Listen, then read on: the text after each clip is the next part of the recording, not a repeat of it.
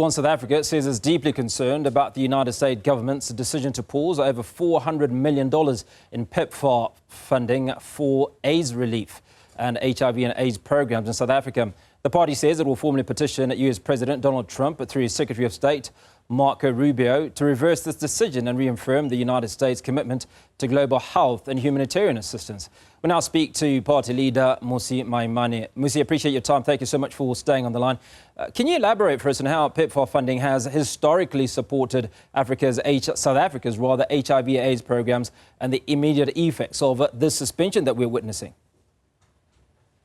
Good afternoon, and good afternoon to fellow South Africans. It's been a crucial component of the twofold work that South Africa has had to do as it pertains to fighting the issue of HIV and AIDS.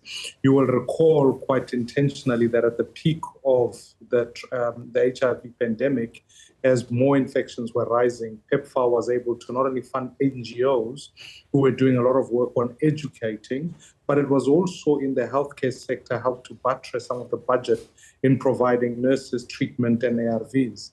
And so naturally, this fulfills a significant amount of our budget. It's in the billions. And so the victims in this issue are not going to be the government in the sense that the political bilateral impasses and policy decisions that have been made. It's going to be the HIV patient, the young person who can't find prevention from mother to child treatment.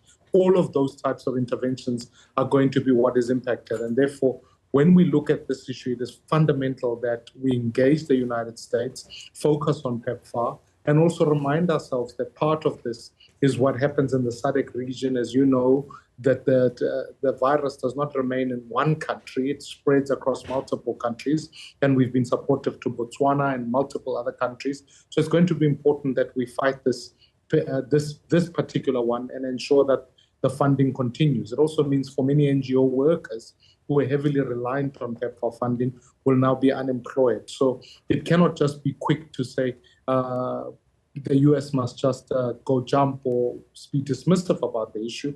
What we need is bilaterals. We need to engage the United States. We need clarity, but we also need to strengthen partnership with South Africa, because it's not just PEPFAR that will be impacted. It's AGOA and its other sense at which global trade, as US is one of the largest trading partners to South Africa, we have to retain those. Now, obviously, the implications are far-reaching, as you articulate. What's prompted BOSA to take a leading role in petitioning the US government, and what are the expected outcomes?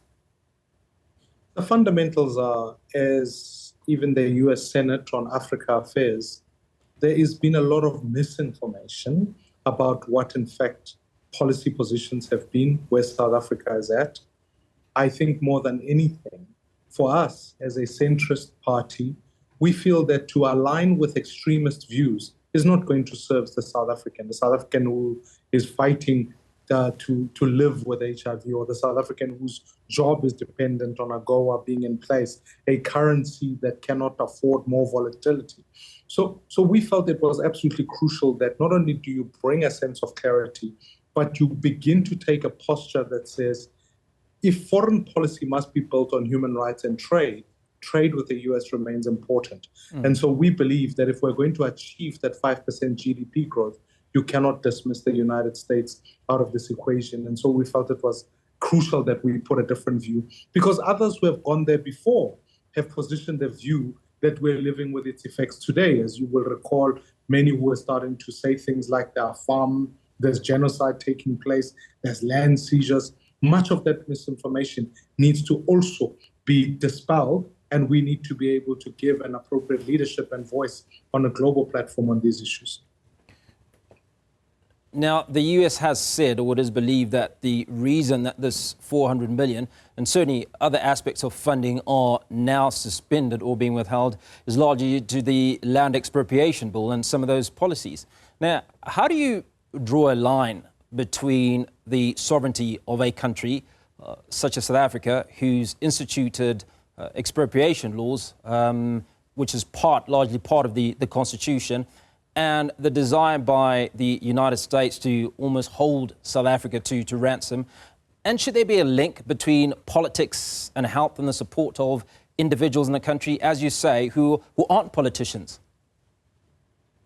I think the first thing that all of us must realize is that given the bill, given bilaterals, there's a lot of distortion of what the bill seeks to do.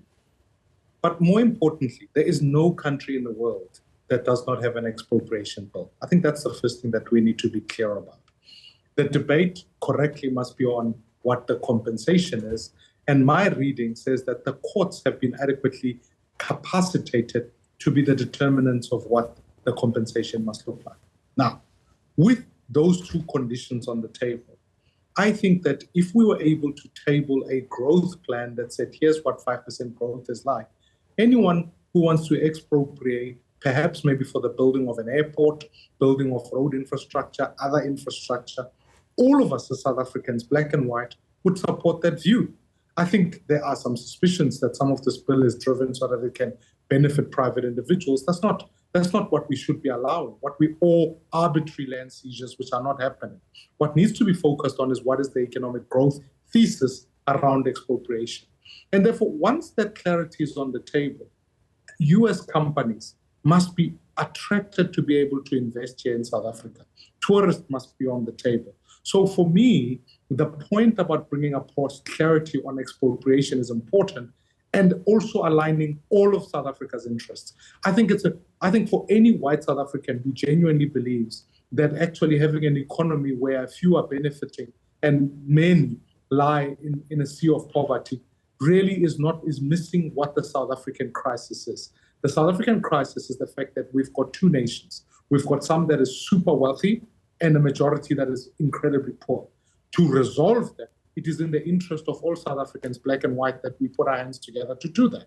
And part of restitution and redress must be seen as bringing stability to a country that can ill afford the inequality it faces and can ill afford the sort of enclave of wealth and a sea of poverty. We must align all interests, and wherever they come from, public, private, political, we must come together at this moment and focus on our growth objectives. And that should be the clarion call. And so that anyone who comes to speak on an international platform, whatever party, whatever institution, must speak from those objectives rather than serving narrow, partisan, divisive, and at times, at worst, fairly racist perspectives. Do you get the impression that Donald Trump and his administration seems to be overarching a little bit? Now, part of this conversation speaks to some grey areas. And as you've said, the judiciary, if you will, is in a position, have been heavily equipped to look at every single situation and determine the merits of it. Now, Donald Trump's administration is acting on a situation that actually hasn't occurred. Should they have paid more attention to what the bill seeks to do before instituting these bans or withdrawal of this amount of money? I think part of what we need to realize is that in a multipolar universe, bilateralism and multilateralism is going to matter. I think we are starting to experience the fact that South Africa and any other part of the world, there is deep interconnectedness. And on the basis of that, we need to realize that if one economy suffers, the others follow likewise.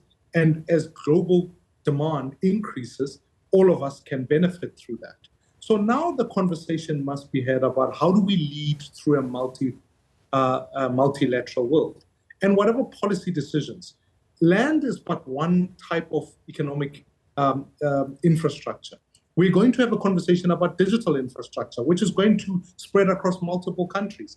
We will soon be having conversations about currency, which will spread across multiple countries, which will ask questions about tax and jurisdiction, et cetera, et cetera. So this is a moment to lead in a multipolar universe. So what President Trump is realizing is that actually he's trying to hark back to an America First universe where he's trying to withdraw from global multilateralism. And I don't think it serves the US well, it doesn't serve Africa well, it doesn't serve anyone well. That's why it's important that we engage as equals to be able to chart our way forward in where better and deeper cooperation is going to come through, whether it's on viruses, as we saw on COVID, whether it's on this particular issue on policy. What I do want to urge, though, Hugo, which is absolutely vital in this regard, is that we need to realize as South Africa is that in articulating our own shared interest, we must be careful not to create outside agencies as spokespeople for what is happening domestically on incorrect information. One of my worries about the developments that have taken place recently is what happens when, for argument's sake, a murder takes place and it happens to be on a farm. Do people then tend to legitimize views that are put forward from the US on the back of that in a country where actually murder is occurring everywhere? And that doesn't justify another murder. It simply says we need to be sober about what we communicate. Or when the government, in fact, does put an economic policy to be able to drive a sense of expropriation. So I'm wanting to be very cautious and ask all South Africans, let us have our own internal dialogue, set our own priorities, and all of us need to be able to put those forward to a global community. That's why this national dialogue is a vital piece that says the next CODESA must be about us achieving what is economic inclusion for all South Africans, so that we all know that our interests are shared. When a currency falls, all of us suffer. And when pronouncements, for example, that are being made currently, the impact isn't just on one race, it's on all of us as South Africans. That's why our interests are interlinked, and we need to come back to a table and articulate a way forward.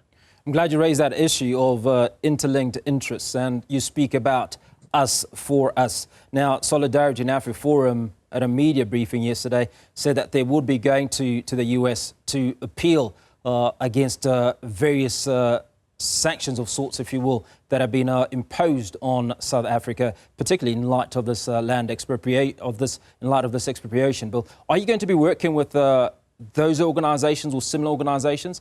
Because one would imagine that a concerted effort by all South Africans, regardless of race, would potentially yield better results. What is necessary for parties like AfriForum, etc., is that rather than them going on a sole mission, they must become part of the efforts that South Africans in total are bringing together. So if we want to work together, the reason we started Build One South Africa is because we genuinely believe in the one South Africa. And whatever race, whatever language, whatever gender, we need to come together and set up a working task team or envoys that represents multiple interests in this country to be able to represent one view as we arrive to the US. When you've got parties who sometimes arrive there for narrow interests, on what basis are they able to say they represent all of South Africans? So we need a concerted effort, and I'll be reaching out to all various role players to say, let us find each other on multiple issues, so that when we define how we want to see development, this is the pathway we're going to go, and all of us must contribute to that. So that when we go, whether it be the US, whether it be China, whether it be the EU countries or the rest of Africa, we need to come together with a unified story. And that's why it's important now more than anything to give domestic leadership, not only international leadership. Given the fact that South Africa will also be chairing the G20 summit, we need domestic leadership that presents united South African interests across the board. Because if this moment brings a division on our country, the impact will be severe on all of us. And we can't afford a nation divided. We need to build a one South Africa that ultimately delivers shared prosperity. Finally, Mmusi, we've talked about HIV and AIDS and the implications of that $400 million funding that's now been suspended. What are the conversations that you're likely to have? What should the leadership of South Africa be having immediately? Because with that suspension, it has implications on millions of individuals that were benefiting from PEPFAR support. Well, as the chair of the Appropriations Committee, we'll certainly be looking at how the budget responds to this particular issue. Because when it's said and done, what countries cannot do is not, it's important that South Africa be able to finance its own health objectives. And so we've got to figure out a way to do that. And that will have some implications. For example, when you look at the health budget itself, we've had a number of medical legal claims that have exacerbated where the health budget goes. We've had incidents where certain infrastructure has been poor. And in programs, for example, government has seen some of the wasteful expenditure. So we need to eradicate all of that if we're going to plug a hole in this regard. We need better partnerships, particularly in the SADC region, to say, how do we manage this response in making sure that Africa is able to be resilient in terms of its own financing going forward, of its own programs, and ultimately in our engagements globally. The reality of it is that in a world that is interconnected, viruses, climate change, all of these issues need global solidarity and response. And I think we need to be consistent on our foreign policy, look at how we finance and plug a hole in this regard, and then who are our partners in order to chart our way going forward. And so we'll be looking through it with great caution from an appropriations committee point of view equally so. Mmusi Maimane, always good to speak to you. Appreciate your time. And he's the leader of Build One South Africa.